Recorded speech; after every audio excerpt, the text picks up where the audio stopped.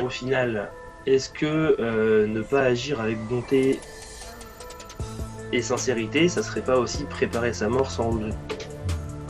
Les quotas sont à peu près les mêmes. Est-ce que j'aurais réussi? Est-ce que j'aurais eu toute cette introspection que j'aurais pu avoir, ce questionnement? Je n'en ai aucune idée et j'ai pas de réponse à t'apporter. Paradoxalement, peut-être que tu serais passé à côté de l'essence même de ce qu'est la vie. Exactement. À mon sens, en tout cas. C'est des sujets que tu t'es intéressé aussi, la mort par rapport à eux, la façon parfois de se laisser aller ou de la combattre aussi. On sait que certains sont... Il y a des esprits effectivement qui sont plus combatifs que d'autres. Ça, je pense que l'histoire de vie fait beaucoup. Mais et après, tout ce qui peut être fatigue émotionnelle. Donc, bonjour Jérémy, merci Bonjour Marc. d'avoir accepté. Et tout d'abord, pourquoi avoir accepté cette invitation, enfin cette invitation que j'ai mis sur Facebook. Parce que tu as posé un sujet qui est très intéressant, à savoir les deuils. Et c'est quelque chose qui est quand même un moteur de changement, un deuil. Et c'est vrai que c'est quelque chose auquel je m'intéresse particulièrement, les moteurs de changement. En l'occurrence, celui dont j'ai envie de parler aujourd'hui, c'est le décès de mon grand-père qui a eu lieu quand j'ai eu 17 ans et qui a un peu conditionné le restant de ma vie professionnelle. Donc c'est quand même quelque chose qui est assez important et je voulais en faire profiter et partager autour de ça. D'accord. Déjà, je te remercie d'accepter aussi, parce qu'il y a, bien évidemment, il y a la pudeur, tout ça, donc c'est pas donné à tout le monde non plus. Est-ce que tu veux bien peut-être te présenter en quelques lignes avant de... Oui, bien sûr. Donc j'ai 33 ans. J'ai commencé l'hypnose d'une manière un petit peu banale. C'est-à-dire que ça a été durant mes études. J'ai fait un master de physiologie et physiopathologie humaine à Lille. Donc, désolé pour ma voix, de temps en temps elle va sauter un peu, je sors d'une angine. Et j'avais une spécificité neurosciences. Donc on a fait quelques cours de psychologie qui étaient très intéressants et le master à Lille se fait en 2 ans. La première année c'est des cours théoriques, la deuxième année on est dans un laboratoire de recherche et j'ai commencé à faire du comportement animal. Et en fait j'ai adoré ça et je suis parti sur l'étude du comportement humain mais en passion derrière. Et après donc je voulais faire une thèse que je n'ai pas pu faire et je suis parti dans la recherche clinique. Et là, j'ai travaillé 3 ans en hôpital et j'ai vu les patients qui étaient là, qui étaient pas bien. Les médecins n'arrivaient pas à savoir ce qu'ils avaient. Et donc, il y avait un mot un peu fourre-tout, vu que j'étais dans le service d'hépato-gastro-entérologie, qui s'appelait les colopathies fonctionnelles, où en fait, les personnes avaient des troubles du transit, avaient des inflammations au niveau de l'intestin et aucune cause physiologique avérée ou en tout cas démontrée. Donc colopathie fonctionnelle. Et au final, je me suis rendu compte que c'était assez stressant pour un patient de ne pas savoir, de ne pas mettre de mots sur un mal-être. Et je me suis intéressé à tout ce qui pouvait être relation corps-esprit. C'est là où j'ai commencé l'hypnose. J'ai eu une opportunité sur Groupon où il y avait une certification hypnothérapeute en ligne. Donc j'ai commencé comme ça, j'avais pas assez de pratique, donc j'ai fait la formation d'Edwige en hypnose de rue et de spectacle. J'ai continué à lire avec Edwige, voilà, on a continué d'échanger. Et après, j'ai lu quelques-uns des ouvrages qui sont là derrière. Que les téléspectateurs verront pas. Une belle bibliothèque. On peut, tu peux le voir Marc, mais du coup voilà, j'ai pas mal d'Erickson avec l'homme de février, l'intégrale des articles, les 4 tomes, Et oui. le métaphore et suggestion hypnotique. Enfin, et je me suis intéressé après à tout ce qui pouvait être psychologie. Il y a du Jordan Vero aussi, je vois. Il y a du Jérémy Nouan, il y a du Edzebo Gloff. Il y a le Taproots, un grand Il y a classique. tout un. Voilà, et puis derrière, j'ai de l'EFT, j'ai de l'analyse transactionnelle, j'ai du Karpman Process Model, j'ai de la communication non violente. Tu es vraiment tombé dedans, tombé Ouais, c'est ça. dans l'hypnose. Et justement, si, alors là on a entendu ton parcours, mais si on rembobine, qu'est-ce qui t'a amené à ça? À l'hypnose. Oui, enfin, justement, si par rapport au thème, tu parlais tout Ah, à par rapport au l'heure thème. de ton Ah grand-père oui, qui a changé finalement ton chemin de vie, d'après ce oui, que j'ai compris. Est-ce qu'on le peut mental. maintenant repartir quand tu avais 17 ans et Oui. refaire l'introspection? Quand j'avais 17 ans, mon grand-père se plaignait, enfin, il était diabétique et se plaignait assez régulièrement d'être fatigué. Il a demandé plusieurs fois un bilan sanguin à son médecin traitant qui lui disait, enfin, de ce qu'on m'a raconté, parce qu'à chaque fois, c'était ce que ma famille m'a raconté, quand j'essayais d'en savoir plus, que le médecin traitant disait mais non, vous êtes diabétique, c'est normal que vous vous sentez fatigué, on va voir un petit peu ce qui va se passer. On va attendre un petit peu.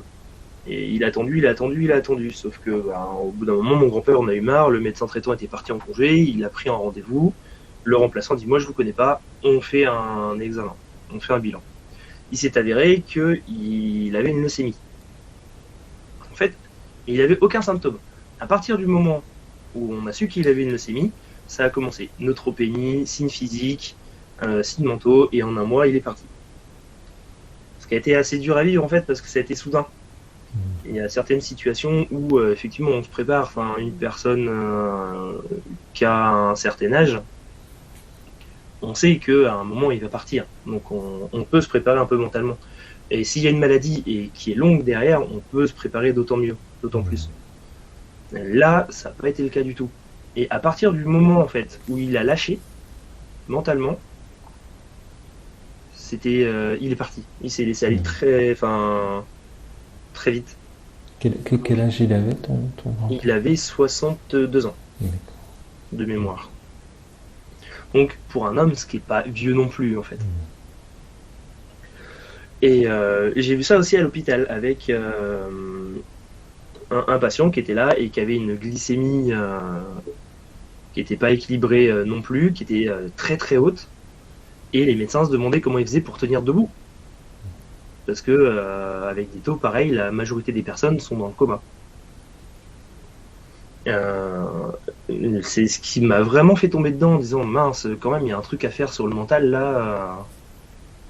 C'est pas assez pris en compte.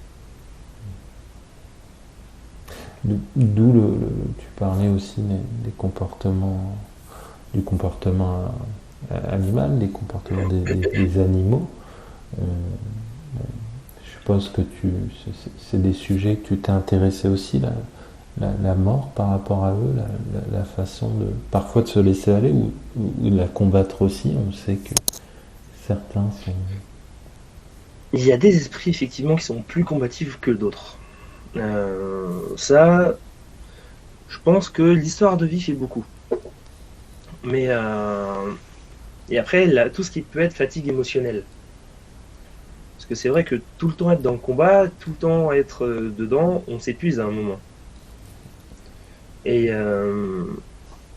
d'ailleurs, il y a un phénomène qui s'appelle la fatigue compassionnelle, qui est quand vous avez une personne qui est là et qui se plaint assez régulièrement, qu'on veut aider, et que en fait la personne reste dans, si on prend le triangle dramatique de Karpman, reste dans ce rôle de victime et se plaint. Si on se met en mode sauveur et qu'on essaye d'apporter son aide, mais que la personne reste dans ce rôle de victime, au bout d'un moment, on va forcément switcher et passer en persécuteur à cause de cette fatigue compassionnelle. Oh, mais j'en ai marre, tu vois pas que je suis en train de t'aider, et au final, t'es là, tu te plains, tu te plains, tu te plains, et ça bouge pas. Et je pense effectivement que l'histoire de vie des personnes, leur état d'esprit à un moment donné, la longueur du combat ou la longueur de... Bah là, en l'occurrence, c'était du combat contre la maladie ou de la vie, du combat de vie, du parcours de vie, en règle générale, fait beaucoup. Ce sont des sujets que tu avais abordés avec ton grand-père. Tu connaissais Non, ses croyances, sa philosophie absolument pas. Absolument pas. Et c'est vrai que ça a été dommage parce que du coup, j'ai pas eu. Il m'a appris beaucoup, hein. Il m'a appris beaucoup, mais j'ai pas eu le fait de. À 17 ans, on se dit voilà, on a toute la vie devant nous et on pense pas à la perte. Et c'est vrai que ça a été un choc et une prise de conscience de bah en fait la vie est éphémère et on peut perdre des gens qu'on aime à n'importe quel moment.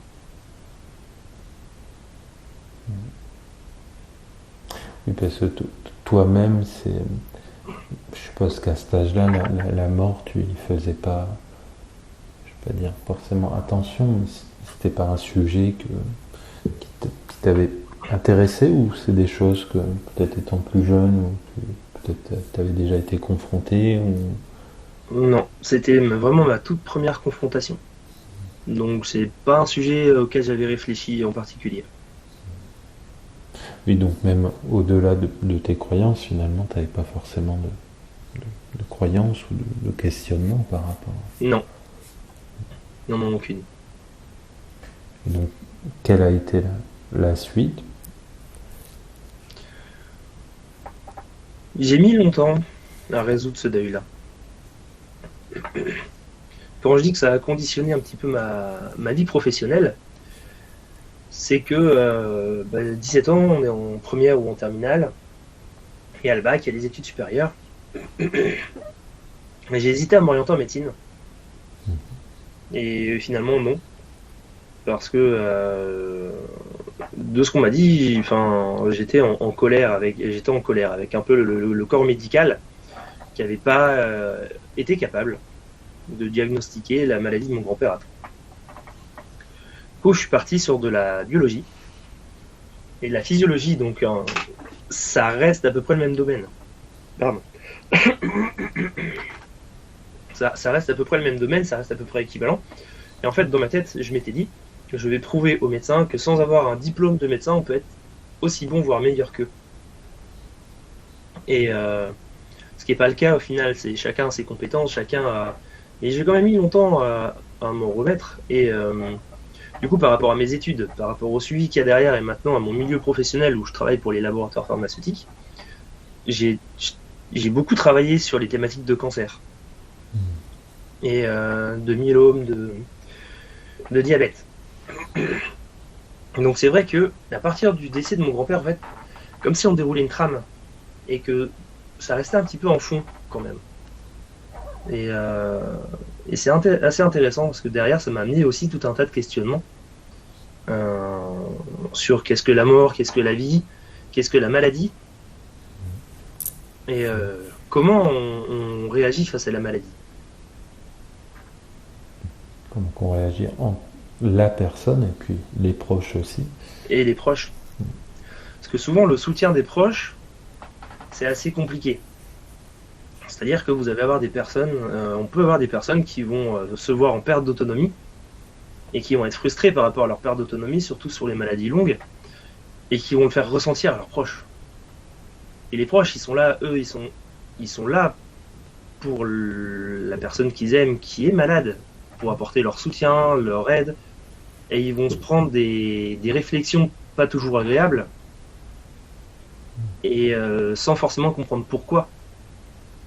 Et ça peut être assez dur à vivre. Donc, Oui, parce que ta grand-mère est toujours présente, ou en tout cas était présente. oui, Donc ça doit être aussi oui, une épreuve. pour elle, oui. Oui. Actuellement, vous en parlez, ou c'est plutôt quelque chose qui est tabou, ou en tout cas vous gardez. Non, non, non, on peut en parler maintenant. En famille, on en parle entre nous. On est, en plus, on a une famille assez unie qui est ouverte à la discussion, donc ouais, Après, c'est vrai que dans les groupes familiales, chacun y va à son rythme aussi c'est vrai. sur le chemin du deuil. Il y a des personnes qui ont besoin d'en parler, d'autres qui ne peuvent pas en parler. Il y a Mm. des personnes qui ont besoin par exemple, de fêter un anniversaire ou autre en hommage, d'autres qui ne veulent surtout pas. Donc c'est vrai que chacun il va à son C'est ça.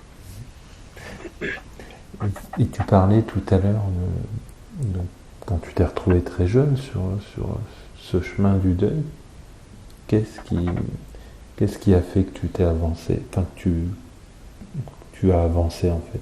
Qu'est-ce qui t'a donné la, ouais. Donc on reprend l'enregistrement, mais une petite coupure de son. Donc oui, je te disais, qu'est-ce qui, sur le chemin du deuil, qu'est-ce qui t'a donné finalement la force d'avancer? Honnêtement, je sais pas. Euh, il y a eu une période de colère, il y a eu une période d'acceptation derrière de la perte. Je pense que c'est ça qui m'a permis d'avancer et avoir su transformer ce que je ressentais en quelque chose d'utile. Parce qu'effectivement, on peut ressentir de la peine, on peut ressentir de la colère, on peut ressentir de la tristesse. Il y a tout un tas d'émotions quand on a un deuil qui refont surface ou qui apparaissent. Savoir les utiliser pour avancer, c'est aussi une démarche importante, à mon sens. C'est-à-dire que des épreuves de vie, on en a tous. Mais ce qui est important, c'est de savoir les utiliser, à mon sens. Euh, Ce qui n'est pas toujours facile à faire, hein, d'ailleurs, ça prend un certain temps. Mais si on peut, c'est d'abord, je pense que, vous voyez, je pense que je me suis pris pas mal de recul, en fait. Et à partir du moment où j'ai vraiment commencé à m'intéresser à l'hypnose, sans forcément faire de l'auto-hypnose, mais je me suis pas mal remis en question. Euh, Ce processus d'introspection est assez important pour comprendre ce qu'on fait, pourquoi on le fait, comment on est arrivé là. Et dans un processus d'accompagnement, être au clair avec soi-même, pour moi, c'est la base. C'est vraiment quelque chose d'important pour, Tout à pour fait. éviter justement tout ce qui peut être des projections, euh, des transferts, euh, au terme psychanalytique du terme. Donc, ouais, c'est important.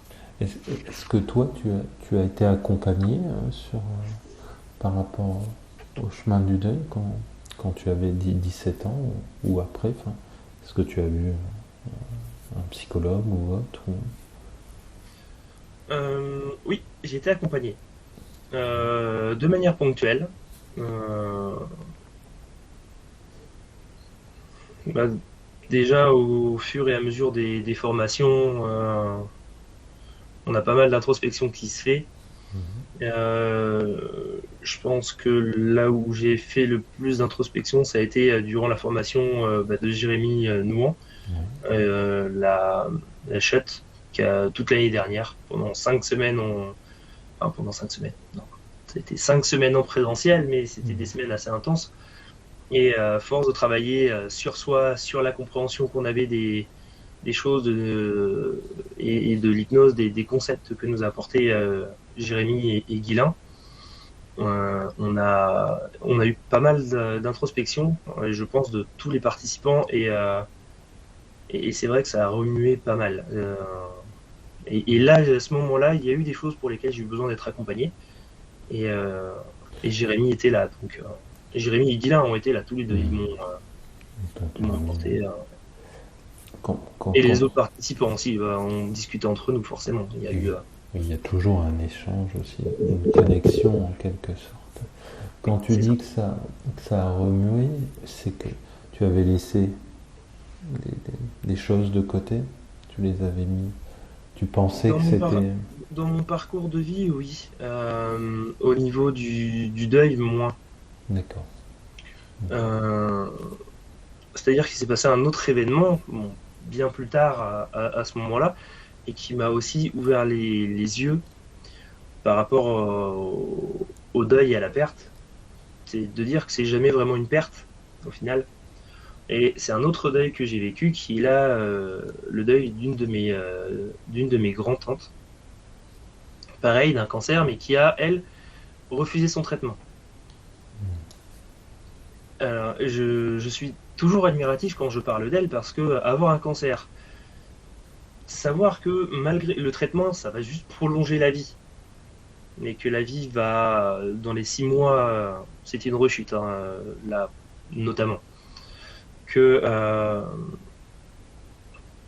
ça va, la vie, ça va arrêter, mais enfin, le traitement, il va porter 3, 6 mois, un an maximum, avec possiblement de la fatigue, des effets secondaires, être alité, avoir pas, pas vivre pleinement l'instant. Et cette tante-là, en fait, a refusé son traitement en disant non, je refuse le traitement, je veux vivre tranquillement le temps qui me reste, préparer mon départ. Elle a dit au revoir à ses proches et, et elle s'est laissée aller. Et là, à ce moment-là, effectivement, je me suis aussi beaucoup remis en question à savoir, mais pourquoi pourquoi faire ça? Pourquoi se laisser aller? Pourquoi et, et au final, est-ce qu'il vaut mieux combattre la maladie, subir les effets indésirables, les effets secondaires des traitements, tout ce qui va être attaché à la maladie pour gagner juste 6 mois, mais pas profiter, ou est-ce qu'il faut profiter pleinement et se laisser aller? Et, en ayant eu une vie bien remplie et en profitant de ce qu'on a. Est-ce qu'elle avait des croyances Elle était très spirituelle. Elle m'a transmis ce goût pour la spiritualité d'ailleurs. Je me rappelle que quand j'étais petit, elle avait un détecteur d'ondes électromagnétiques et elle me laissait chasser les fantômes chez elle avec son détecteur d'ondes électromagnétiques.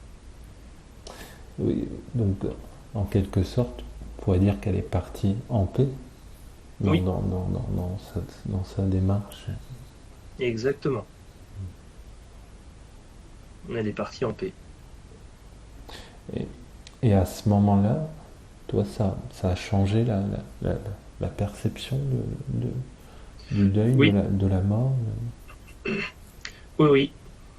Et je pense que c'est là que j'ai initié vraiment cette recherche de sens.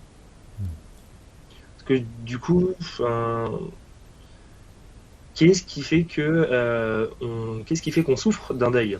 Est-ce que c'est l'absence? Est-ce que c'est la perte? Est-ce que c'est Maintenant, j'ai une croyance qui est un petit peu particulière, c'est-à-dire que je considère que tant qu'on n'oublie pas ce que les personnes nous ont appris, elles sont toujours elles sont toujours là en nous.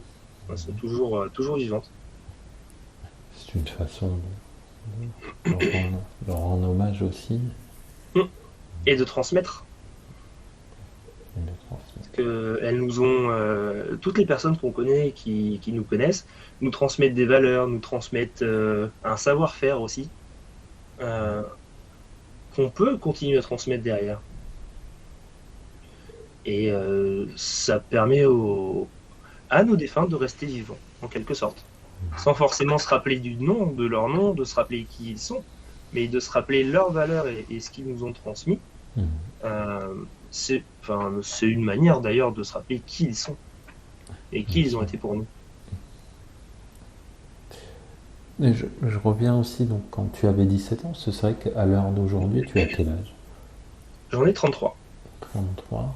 Et tu disais que donc la séance, enfin la formation d'hypnose que tu as fait il y a un peu plus d'un an t'a permis aussi de rouvrir des portes et de mettre aussi des choses en lumière, puis en même temps de te soulager Mhm. et d'avancer. Mais pendant tout ce temps-là, qu'est-ce qui, qu'est-ce que tu en as fait? Qu'est-ce- Est-ce que il y a des choses que tu as mis de côté par rapport au deuil, par rapport ou- Alors, par rapport au deuil, non, pas vraiment. C'est-à-dire que le processus s'est fait naturellement et les deuils se sont réglés de façon à peu près saine. Donc, il n'y a pas vraiment de trace de la tristesse de plus avoir mon grand-père ou de plus avoir ma tante. J'en ai toujours. bien sûr. Mais voilà, je sais qu'ils m'ont transmis des choses que je peux transmettre à mon tour, que ce soit en termes de croyances, en termes d'actes, euh, en termes de goût aussi. Et, euh, et effectivement, les deuils se sont résolus de manière tout à fait naturelle et inconsciente, Tout en guidant ton parcours de vie. tout en guidant mon parcours de vie. Exactement. Et si tu te retournes justement à l'heure d'aujourd'hui, ou si tu fais une introspection, et que tu regardes ce parcours de vie qui est le tien, les, les directions que tu as pu prendre, qu'est-ce que tu analyses, qu'est-ce que tu...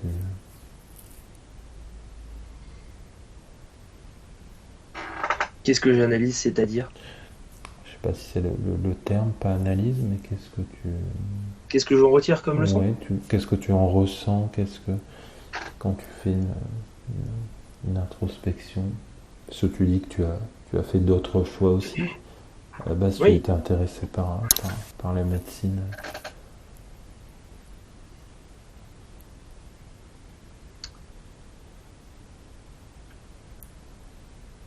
une pointe de fierté, une pointe de frustration. Donc une pointe de fierté pour en être arrivé où j'en suis arrivé malgré le parcours qui pouvait être difficile, que je voulais vraiment faire de la recherche fondamentale et ne pas réussir à en faire. Ça a été je l'ai vécu un peu comme un échec. Malgré ça, au niveau professionnel, je suis épanoui. Euh, une pointe de frustration parce que c'est vrai que dans ma famille, la valeur de bonté et d'entraide est assez importante. Et aider, c'est un peu une vocation. C'est un peu comme une vocation. Enfin, mon petit frère est pompier, mon oncle l'a été aussi. Euh, on a pas mal de euh, cette valeur d'entraide et de prendre soin est assez importante.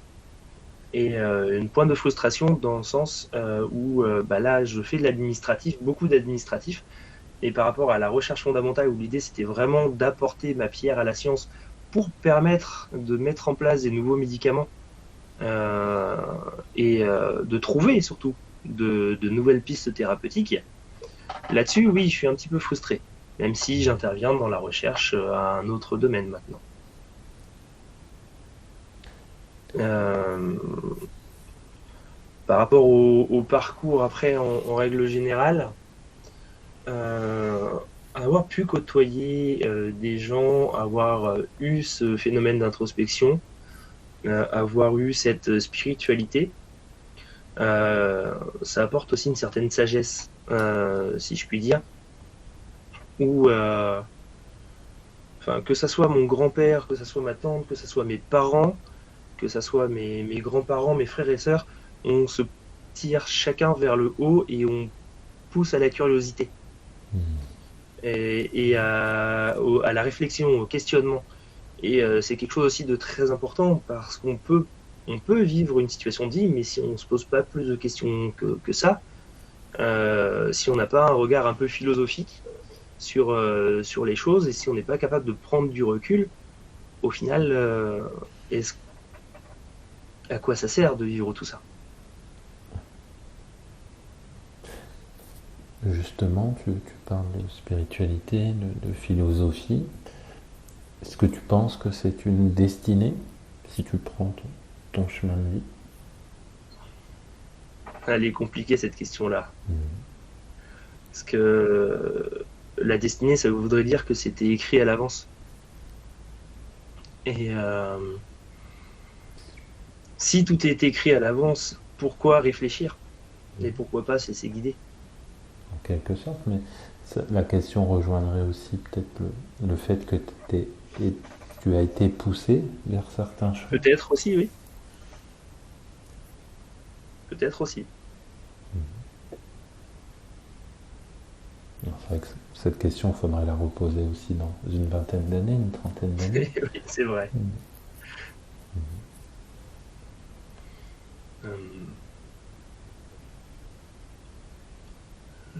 Je peux me sentir poussé, c'est vrai, à certains moments, au niveau de certaines orientations. Voilà. Si j'avais pas vécu le deuil de mon grand-père, qu'est-ce que j'aurais fait? Qu'est-ce que je serais devenu? Parce que j'hésitais entre la médecine et l'armée. Et par rapport à l'armée, j'ai un caractère qui fait que c'est pas compatible. Est-ce que si j'avais fait médecine, est-ce que j'aurais réussi à faire médecine? C'était à l'époque où les PCEM1, il y avait le numerus clausus. Alors maintenant, il n'y a plus de numerus clausus. Il faut avoir la moyenne pour passer en seconde année de médecine. Ce qui est à peu près pareil au final.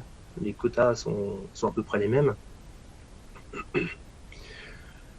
Est-ce que j'aurais réussi? Est-ce que j'aurais eu toute cette introspection que j'aurais pu avoir, ce questionnement?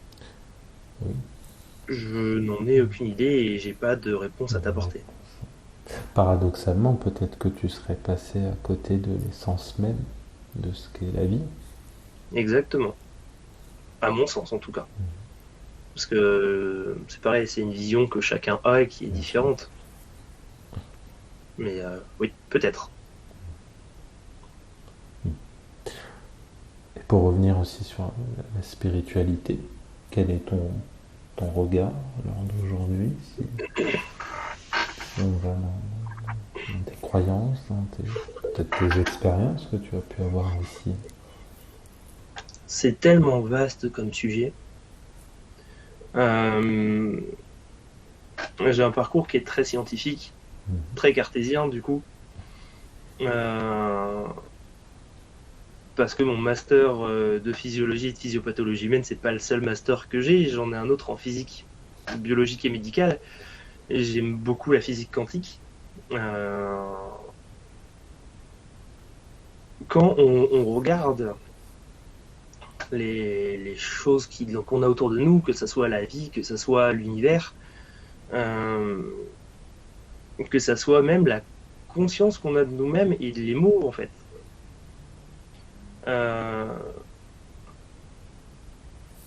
Si c'est uniquement dû au hasard, ça paraît un peu incroyable.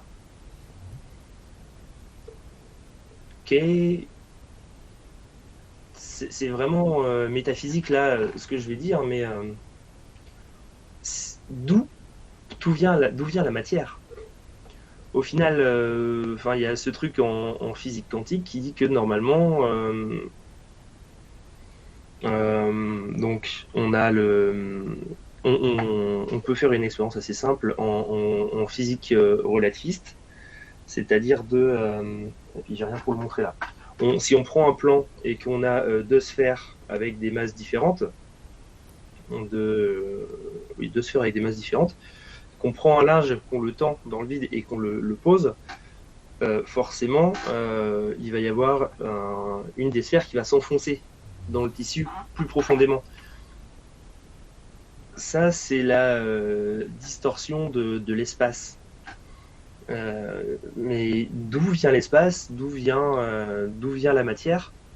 d'où vient l'antimatière, c'est une vaste question en fait. Et il n'y a pas de réponse.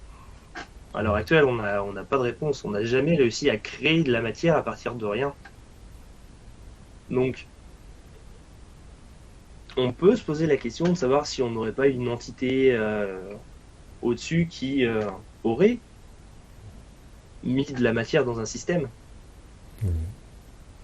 et qui aurait créé qui aurait créé ce qu'on connaît.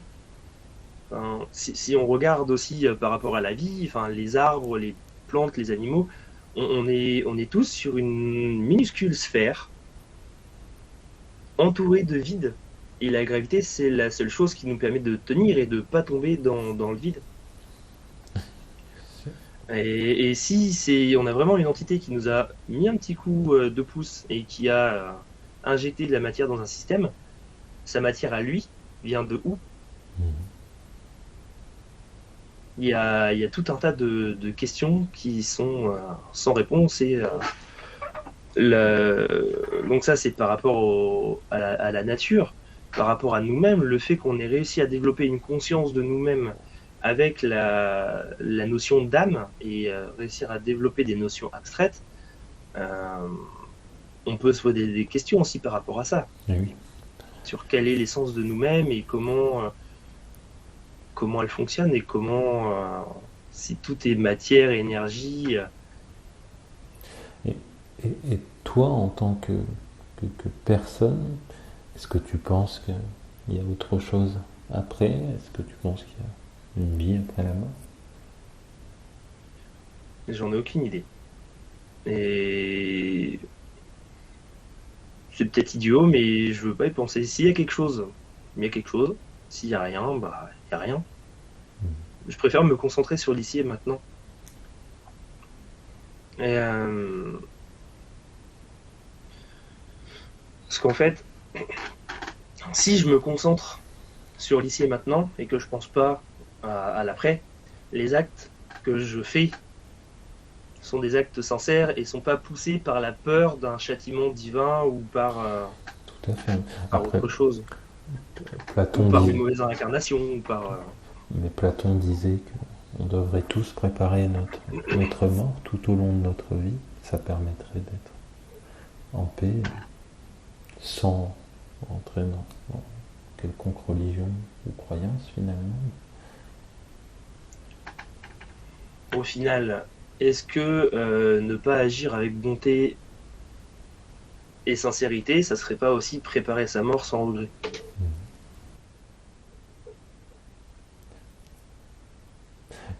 Est-ce que tu penses que la mort est tabou dans des cultures comme les nôtres? Tabou? Un petit peu. C'est-à-dire on veut pas la voir, la mort.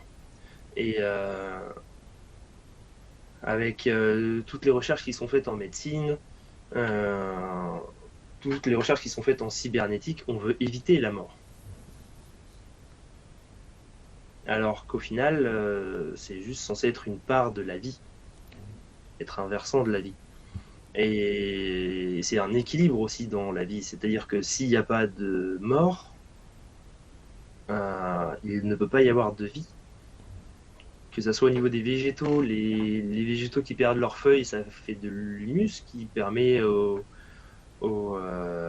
insectes de se nourrir, de créer, de transformer le carbone et de recréer du vivant derrière. Et c'est la même chose pour nous. Quand au final, quand le corps se décompose, on est mis en terre ou incinéré, les cendres ou ce qu'on devient, c'est du carbone pour permettre à la vie de continuer. C'est tout un cycle. C'est tout un cycle. Tu, tu disais aussi, enfin tout à l'heure, par rapport que toi tu n'y pensais pas, mais est-ce que tu as eu des signes, des choses que tu n'as pas la réponse à l'heure d'aujourd'hui, mais qui auraient pu te surprendre Par rapport à la mort ouais, ou à la vie à la mort. par rapport à la mort? Au-delà de ce qu'on pouvait parler de ta destinée,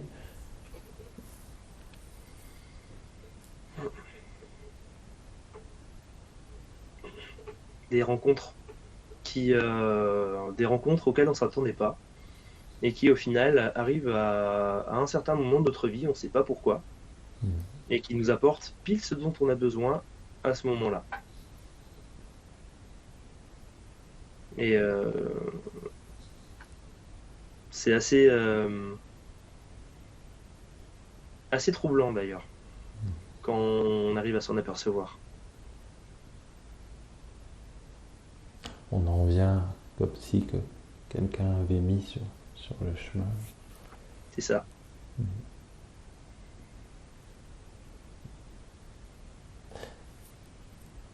Qu'est-ce que qu'est-ce que tu retiendrais de cette discussion est-il une question que tu aimerais que je te pose?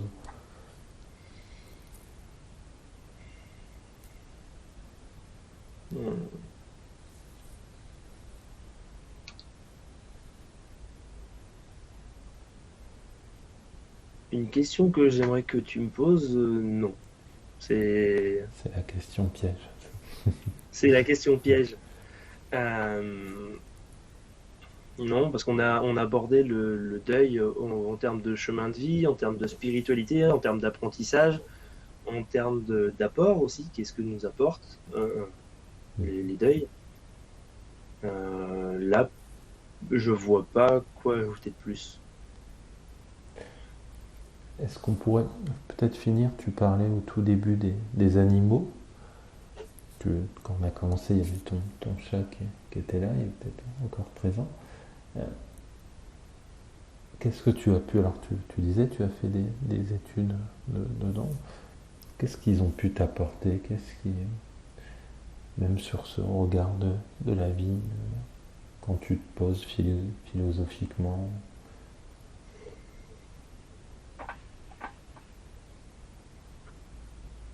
Un- une intuition, un ressenti qui est différent. Les, on considère par exemple beaucoup dans notre culture judéo-chrétienne occidentale que les animaux n'ont pas d'âme. Et pourtant, il y a quand même certaines études qui montrent que le langage existe chez les animaux, que l'apprentissage existe, même chez des insectes. Les bourdons sont capables d'apprendre. Euh, et le soutien, on peut avoir un soutien, on peut être un soutien sans forcément avoir besoin de parler, juste en étant présent. Ou en tout cas, sans forcément parler le même langage.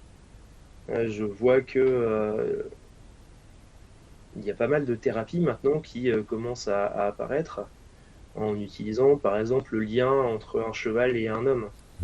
Parce qu'on arrive à créer des liens de confiance très rapidement avec des animaux, tout simplement parce que la bonté des animaux euh, est telle que la bonté et la fidélité fait que les liens de confiance se créent très très rapidement et de manière durable et réciproque. C'est-à-dire que si, par exemple, là, j'avais Curly qui était sur mes genoux. Curly, c'est un chat qui est caractériel, qui m'a foutu des coups de griffe pendant plus d'un an à chaque fois que je passais à côté d'elle. J'aurais pu lui rendre ces coups de griffe, j'aurais pu me montrer agressif comme elle se montrait agressive envers moi. Et le fait d'avoir eu cette bonté, moi aussi, envers elle, bah maintenant, elle est toujours avec moi. Elle vient, dès que je fais quelque chose, elle est à côté, elle me regarde. Elle a. Les chats ont un. Quand les chats nous fixent et qu'ils ferment les yeux très très lentement, c'est une marque d'affection pour eux.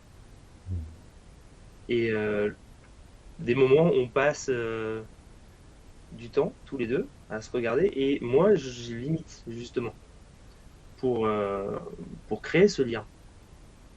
Alors, j'ai d'autres animaux, bien sûr, et que ce soit chien, chat, oiseau, voire même insectes. Le respect, ou même arbre, sans considérer que les arbres soient vraiment des animaux, mais le langage de l'arbre est aussi un langage qu'on peut connaître et qu'on peut apprendre. Euh, c'est quelque chose d'important, le respect de la vie, tout simplement. Une belle conclusion. Si, s'il y a des personnes qui ton parcours, hein, des résonances, qui voudraient peut-être se faire accompagner par toi, tu peux peut-être nous en dire plus où tu es situé. Est-ce que si Oui, je mettrai aussi en descriptif, si tu veux bien, bien peut-être ton sûr. site internet. Alors, j'ai pas de site internet parce que je ne, je ne fais pas vraiment de l'accompagnement. D'accord. Je, je vais me lancer à un moment donné, incessamment sous peu même. Euh, mais je suis en train de préparer justement site internet, localisation. D'accord. Après, échanger, il n'y a aucun souci. Que ce soit par Facebook, Messenger, par Skype comme on le fait là, sur Zoom, sur Teams, ou voire même en présentiel. Donc, je suis du côté de Chauny, dans l'Aisne. C'est à une demi-heure de voiture au nord de Compiègne, ou à 1h20 de Paris en train. Donc je mettrai ton adresse mail, comme ça, ça Oui, peut. oui, oui, Parce que aussi, hein, la beauté de la vie, justement, les parcours de vie parfois réunissent aussi des personnes. c'est vrai. Très bien. Un mot de la fin. Merci. Ben, merci à toi. Merci à toi. Merci pour Merci. cette interview. Puis, j'espère que ça va permettre aussi de faire avancer des personnes, et d'avoir justement des résonances aussi Mm. pour d'autres. Très bien. Ben, Jérémy, à bientôt et merci à Bientôt, toi. Marc.